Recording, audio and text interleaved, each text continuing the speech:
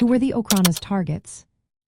If you're curious about the Okhrana, the secret police of the Russian Empire, and who they targeted, you're about to uncover some fascinating history.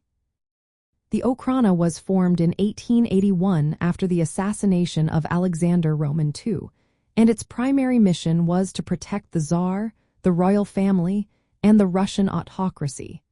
But who exactly were they watching? First and foremost, the Okhrana targeted liberals and revolutionaries. These groups were seen as major threats to the Russian autocracy, and the Okhrana used various methods to monitor and control them.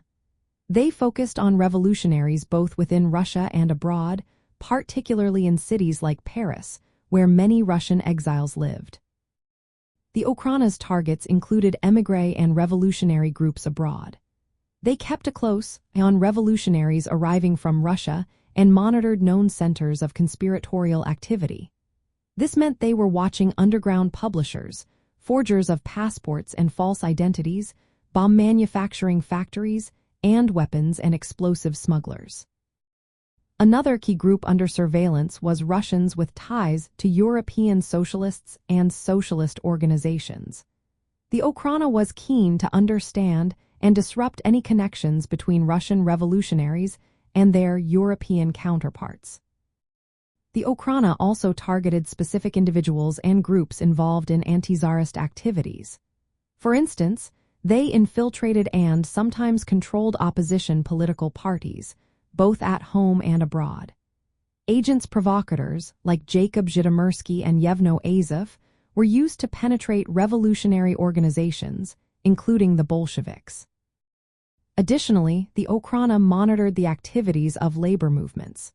They even set up police-run trade unions, known as Zubithovshchina, to compromise the labor movement and divert activist energy away from political causes. The Okhrana's methods were extensive and included covert operations, undercover agents, and the interception of private correspondence.